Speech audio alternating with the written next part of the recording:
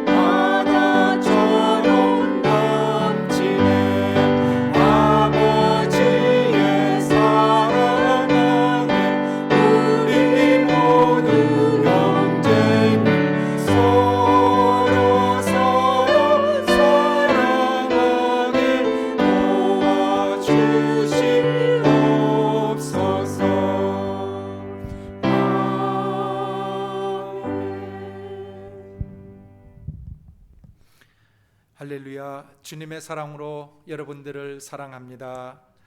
코로나 바이러스로 인하여 저희가 생각했던 이 때가 좀 오래 더 길어지고 있지만, 그러나 주님의 사랑과 평안 안에서 여러분 모두 평안하시기를 주님의 이름으로 부탁을 드립니다. 주의 사랑으로 여러분들을 사랑합니다.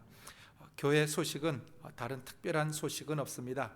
지난 주일 말씀드렸던 우리 정춘자 권사님과 정봉혜 권사님께서는 이미 다 퇴원하셔서 집에서 요양하고 계시고, 우리 정춘자 권사님은 건강을 많이 회복하고 계십니다.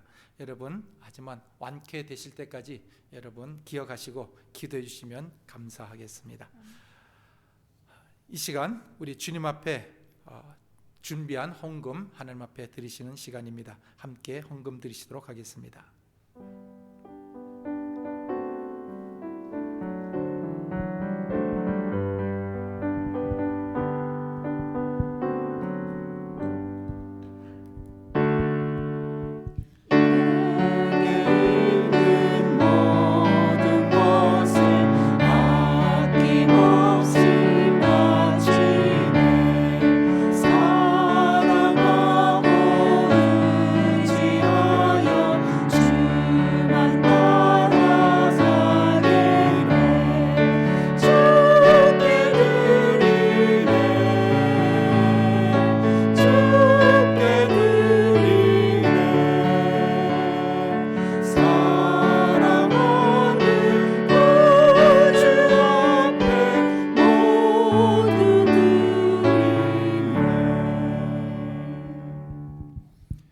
사랑의 하나님, 주님 앞에 이 예물들을 드립니다. 우리의 눈이 가장 귀한 선물인 예수 그리스도에게 집중할 수 있도록 도와주시옵소서. 그 어떠한 것들보다 영혼의 구원을 육신의 목숨보다 더 귀중함을 알게 하옵소서.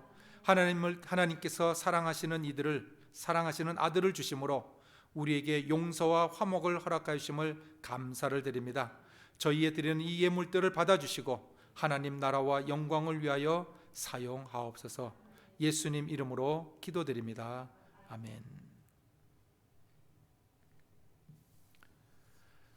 오늘 보실 하나님 말씀은 시편 31편 9절에서 14절까지 있는 말씀입니다.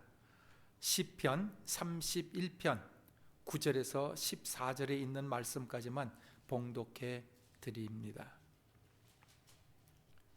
여호와여, 내 고통을 인하여 나를 긍휼히 여기소서. 내가 근심으로 눈과 혼과 몸이 쇠하였나이다. 내 생명은 슬픔으로 보내며 나의 해는 탄식으로 보내며 내 기력이 나의 죄악으로 약하며 나의 뼈가 쇠하도소이다. 내가 모든 대적으로 말미암아 욕을 당하고 내 이웃에게서는 심히 당하니 내 친구가 놀라고 길에서 보는 자가 나를 피하였나이다. 내가 잊어버린 바 됨이 사망한 자를 마음에 두지 아니함 같고 파기와 같으니이다. 내가 무리의 비방을 들어오며 사방에 두려움이 있나이다. 저희가 나를 치려 의논할 때에 내 생명을 빼앗기로 꾀하였나이다. 여호와여, 그리하여도 나는 주께 의지하고 말하기를 주는 내 하나님이시라 하였나이다. 아멘. 할렐루야. 사랑하는 성도님들, 주님 안에서 평안하시고 하나님의 말씀을 통하여 날마다 힘을 얻으시게 되기를 부탁을 드립니다. 오늘 말씀은 고난을 대하는 태도라고 하는 제목으로서 한번 같이 하나님의 말씀을 나누고자 합니다.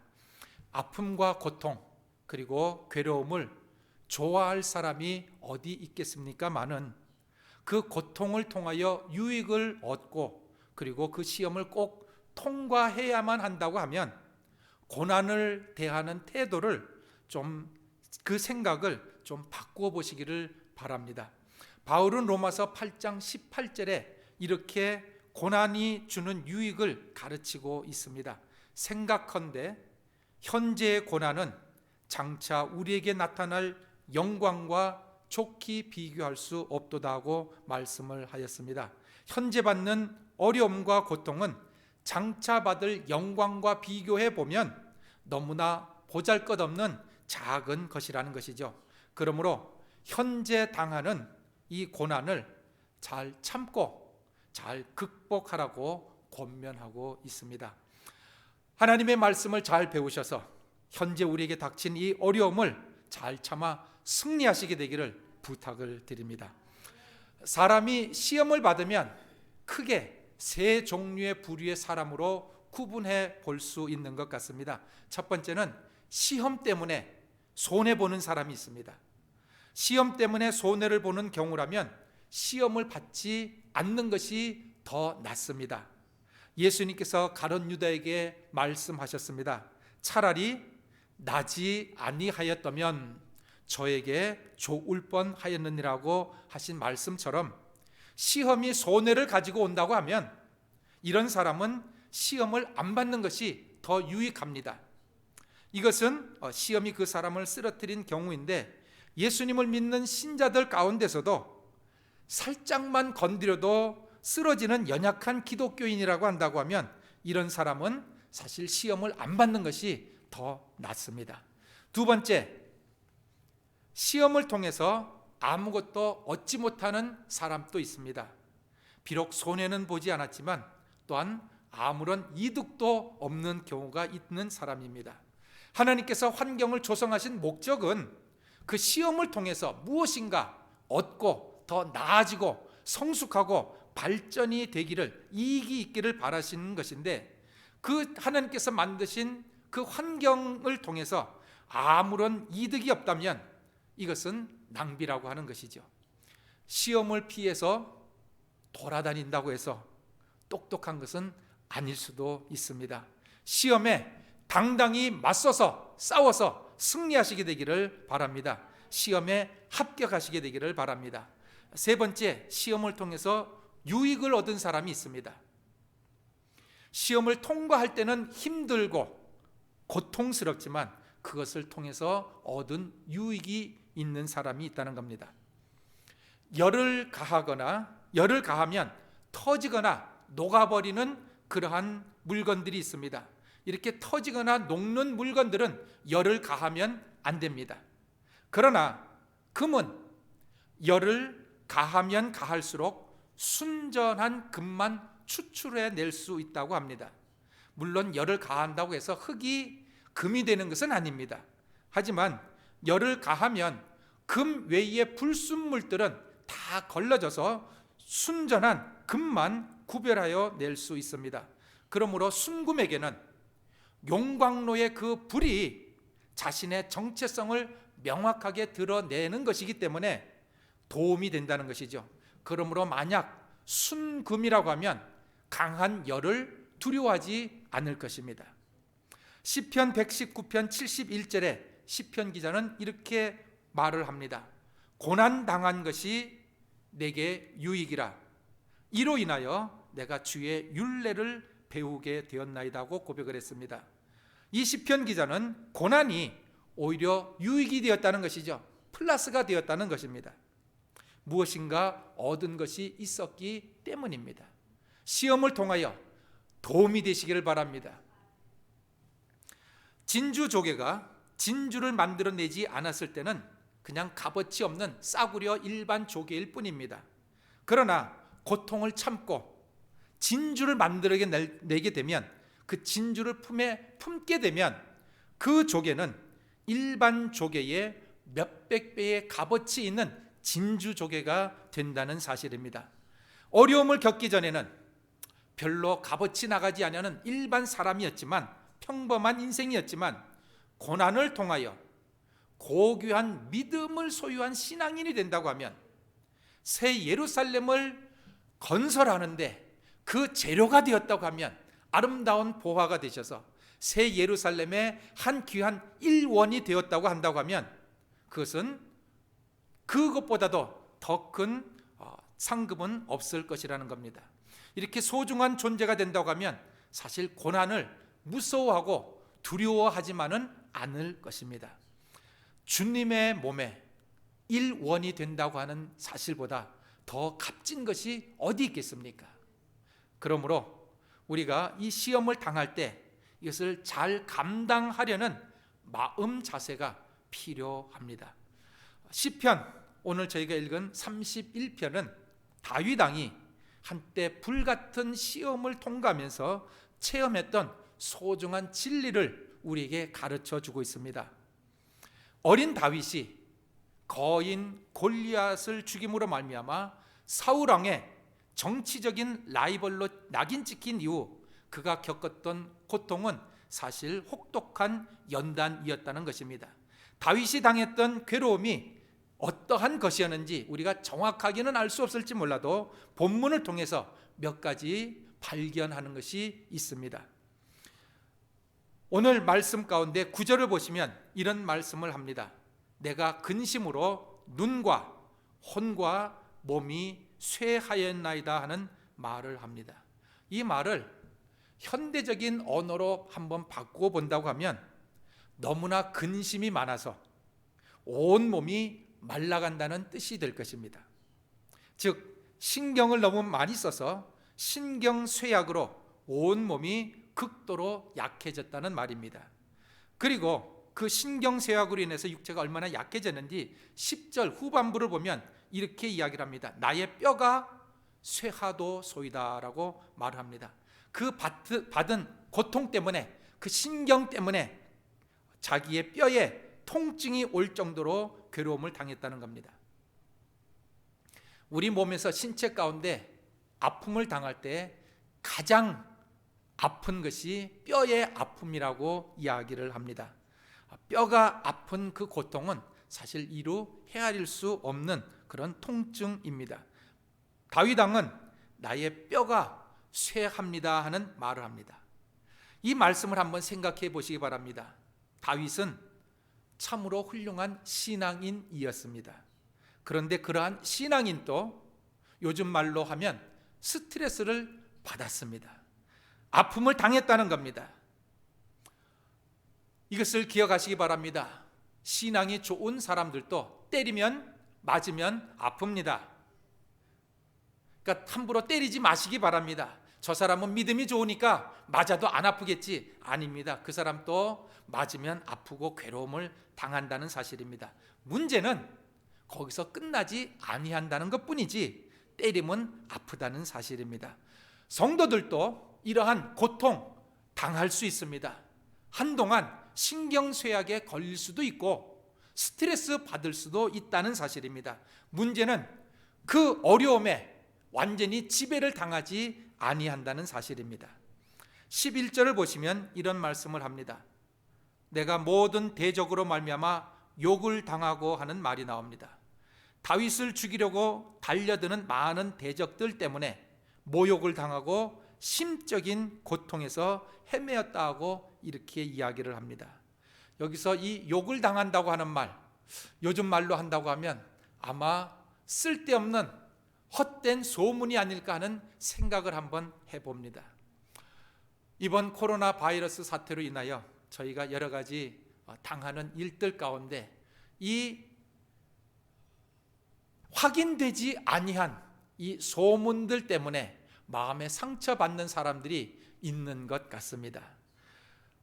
바이러스보다도 전염이 더 빨리 확산되는 것이 바로 이 소문인 것 같습니다.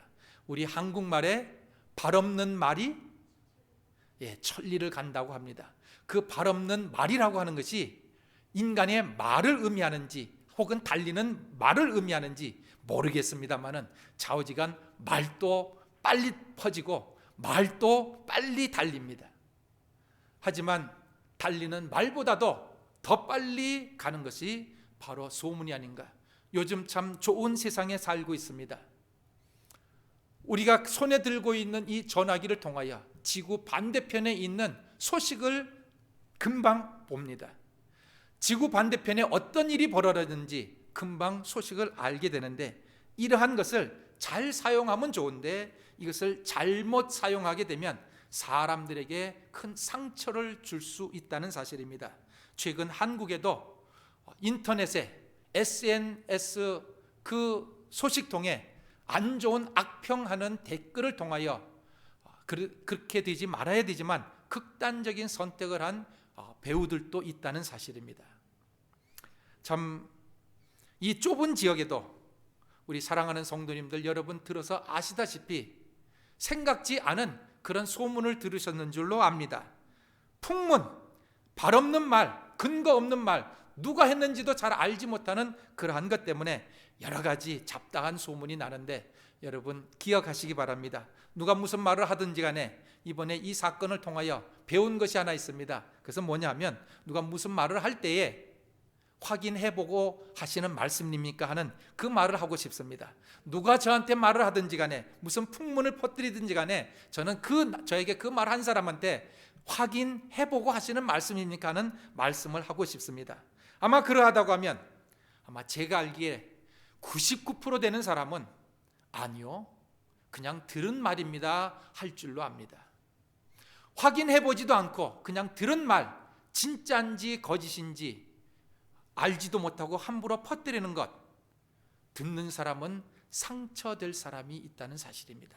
오늘 다윗 왕도 그러한 쓸데없는 모욕을 받았습니다. 욕을 들어먹었다는 겁니다. 그것이 다윗이 그것을 듣고 기쁘다 한 것이 아니라 그것이 상처가 되었고 그 욕을 한 사람을 대적이라고 일컫고 있다는 사실입니다. 우리 사랑하는 엘파소 아가페 선교교회 성도님 우리 모두는 이러한 경험을 통하여 배워야 할 것은 내 귀에 들어왔다고 해서 함부로 그대로 전하지 마십시다. 그 말 그런 소문 퍼뜨린 사람이야 우리가 어떻게 일일이 쫓아다니면서 막겠습니까마는 최소한 이런 경우를 통하여 우리 자신은 한번 배워보자는 겁니다. 만약 이러하다고 하면 제 생각에 우리의 입술에서 했던 많은 말들 가운데 거의 대부분의 것이 아마 필요 없는 말들이 얼마나 많았을까. 그래서 하루에 1시간을 말했다고 하면 만약 확인하지 아니하고 확인하지 않은 것을 말하지 않는다고 한다고 하면 아마 평상시 하루에 1시간 말을 했다고 하면 한 10분 정도는 말할까 하는 생각을 한번 해봅니다. 거의 대부분이 확인되지 아니하는 말, 그런 말들 우리가 많이 하고 있었지 아니한가 하는 생각을 해봅니다. 하지만 사랑하는 성도님들, 우리의 입술을 그대로 닫혀놓지 마시고 하나님의 말씀을 충만히 집어넣으셔서 하나님의 말씀을 많이 하시게 되기를 주님의 이름으로 부탁을 드립니다. 12절에는 다윗 왕이 이런 고백을 합니다. 내가 잊어버린 바 됨이 파기와 같으나이다. 여기서 파기라고 하는 것은 깨어진 질그릇을 의미합니다. 깨어진 그릇이 버림을 받는 것처럼 사람들의 생각 속에서 버림을 받은 존재가 되었다고 합니다. 누가? 다윗 왕이. 한때 이스라엘 백성들의 열렬한 칭송을 들었던 다윗이 이제는 아무도 기억해 주지 아니한 그런 잊혀진 존재, 버림받은 존재가 되었다는 사실입니다. 세상에서 고통을 받으면 제일 먼저 나타나는 현상 가운데 하나가 바로 사람들에부터 버림받는다는 사실입니다. 사람들이 떠난다는 사실입니다. 다윗도 한때 뜨는 영웅이었지 않습니까? 사울이 죽인 자는 천천히요, 다윗이 죽은 자는 만만이라고 하는 그런 노래를 부르던 그 사람이었는데 영웅 대접을 받았지만 이제는 사람들이 다 떠나고 깨어진 그릇처럼 사람들의 기억 속에서 완전히 흔적도 없이 사라진 그런 존재가 되었다는 사실입니다. 즉 다윗도 알아주는 사람이 없는 그런 때가 있었다는 사실입니다. 여러분도 혹 이번 이런 기회를 통하여 나 홀로다 하고 그렇게 생각하신다고 하면, 고독해지셨다고 생각하신다고 하면 다윗이 취했던 행동을 한번 살펴보시고 같이 한번 따라가 보시기를 부탁을 드립니다. 13절에는 또한 이렇게 이야기를 합니다. 저희가 나를 치려 의논할 때에 내 생명을 빼앗기로 꾀하였나이다. 사람들이 욕하고 비방할 뿐만 아니라 사람들에서 이제는 잊혀진 존재일 뿐만 아니라 이제는 어떤 사람들은 다윗을 죽이려고까지 계획을 하고 있다는 겁니다. 또 여러분은 이런 경우까지는 들어가지 않지 않았습니까? 그런데 다윗은 이러한 경우까지 들어갔다는 겁니다. 어려움을 당하면 그 어려움을 보고 사실 도와주어야 될 텐데 반대로 그러한 약한 자를 짓밟으려고 하는 사람들이 생겨난다는 사실입니다. 이 세상은 강자는 우대하지만 약자는 짓밟으려 합니다. 그러므로 약해졌기 때문에, 어려움을 당하고 있기 때문에 대적하는 사람들이 벌떼와 같이 일어났다. 다윗은 이렇게 고백을 하고 있습니다.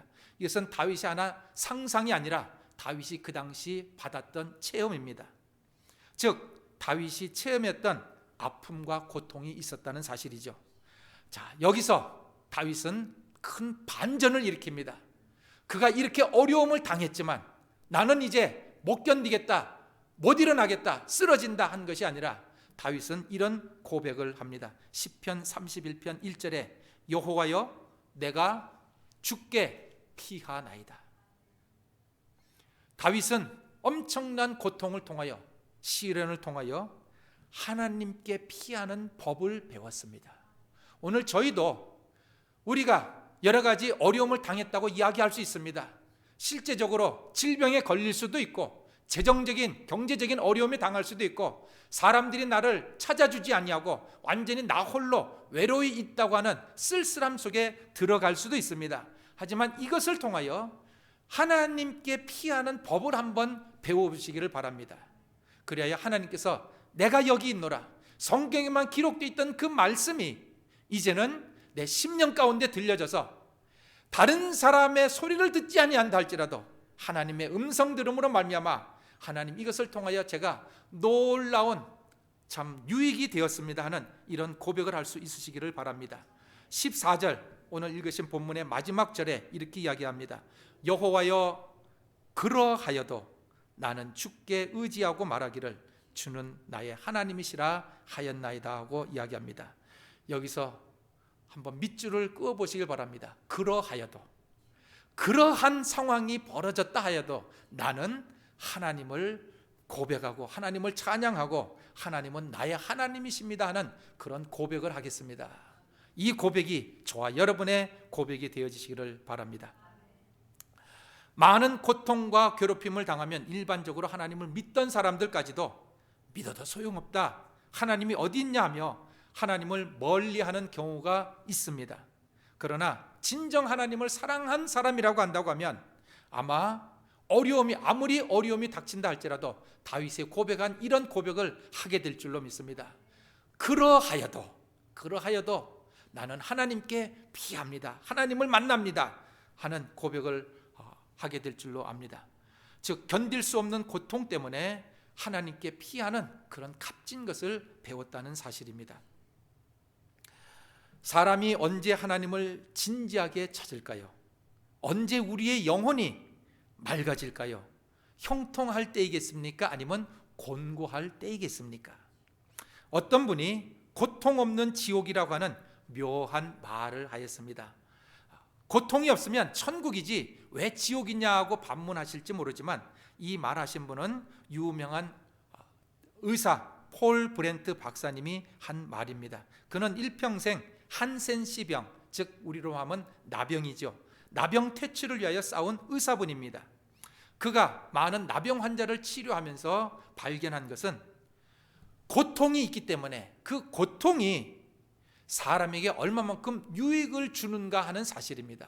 나병에 걸리게 되면 신경에 그 병균이 침투해서 느끼지를 못한다고 합니다. 다시 말씀을 드리면 신경이 죽어버린다고 합니다. 그렇기 때문에 발이 물러지고 눈이 물러진다 하더라도 그것을 알지 못하기 때문에 결국은 스스로 그렇게 나병 환자가 된다고 하는데, 신경 고통이 신경이 살아있다고 하는 것, 아픔을 느낄 수 있다고 하는 것, 이것이 인체의 아주 큰 축복이라고 하는 사실입니다. 사실 당뇨병도 심하면 느끼지 못한답니다. 그래서 발이 썩어져 가는데도 불구하고 못 느껴 결국은 발을 자르게 되는 경우도 있고, 알코올 중독자나 마약 중독자들도 신경이 마비되어서 느끼지 못하는 경우가 있는데, 추운 러시아 지방에 술을 마시고 추운 밖에서 잠을 자다가 동사를 합니다. 일반적으로 추우면 깹니다. 그러나 알코올 중독이 되면 신경이 느슨해져서 결국은 마비가 되어서 죽음이 오는데도 불구하고 알지 못한다는 사실이죠. 그러므로 이 브렌트 박사님은 사람에게 있어서 아픔을 느끼는 신경이 있다는 것이 얼마나 감사한 일이냐 하고 이야기를 하고 있습니다. 혹 아픔과 고통을 느끼신다고 하면 왜 아프지? 안 아팠으면 좋겠다 그렇게 생각하지 마시고, 아픔을 느끼는 이 신경이 있다고 하는 것, 내 마음이 아직도 살아있다고 하는 것을 느끼시고, 이것이 나에게 건강한 곳으로 인도하는 안전한 벽이 된다는 사실을 기억하시기를 바랍니다. 세상에는 고통으로 인하여 망한 사람도 있지만 고통을 몰라서 망한 사람도 있다는 사실입니다. 고통 때문에 하나님께 피하지 아니했다고 하면 영원한 지옥불에서 어떻게 건짐을 받았겠습니까? 그러나 우리가 한때 마음에 심적으로 여러 가지 환경을 통하여 어려움을 당하고 아팠기 때문에 하나님 앞에 찾아 나와서 이런 은혜 받은 경우가 참 많이 있는 줄로 압니다. 고통 때문에 무서운 죄에서부터 돌아설 수 있었고, 고통이 있었기 때문에 건전한 인격을 배울 수 있었고, 어려움 당하는 이웃을 이해하는 사람이 되었다 하는 그러한 간증을 하신 분이 많습니다. 이런 의미에서 고통은 하나님께서 주시는 일종의 경고 체제라고 보아야 할 줄로 압니다.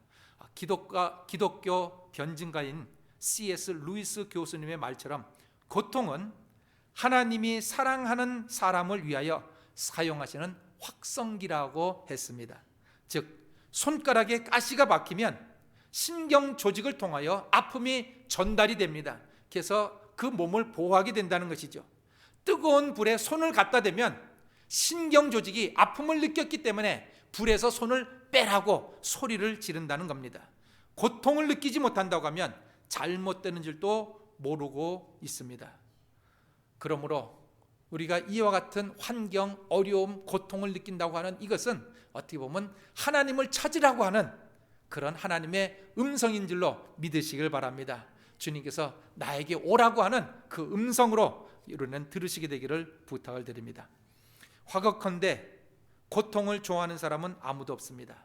할 수만 있으면 고통은 피하기를 원하고 고통 없는 삶을 살고 싶어 하는 것이 인간의 본성입니다. 그러나 그 고통이 우리에게 더 좋은 미래로 인도하는 안내자의 역할을 한다는 것도 우리는 기억하시기를 부탁을 드립니다. 우리가 아는 대로 다윗은 하나님의 마음에 쏙 들었던 사람이라고 하는 것 우리는 압니다. 하지만 이 말은 다윗의 노년에 그의 모든 신앙의 여정을 다 겪고 승리했을 때가 아니라 다윗이 성경에 처음 등장할 때 사울 왕을 하나님께서 패하시겠다고 말씀을 하시고, 그리고 내 마음에 드는 사람을 선택했다고 했습니다. 즉 어떻게 보면 다윗 스스로는 그 말을 듣기도 전에 하나님의 마음에 들었던 사람이었다는 겁니다. 이처럼 하나님의 마음에 쏙 들었던 다윗도, 하나님 앞에 인정받은 다윗도 고난을 통하여 하나님의 법도를 배웠다고 하는 사실을 기억하시기를 바랍니다.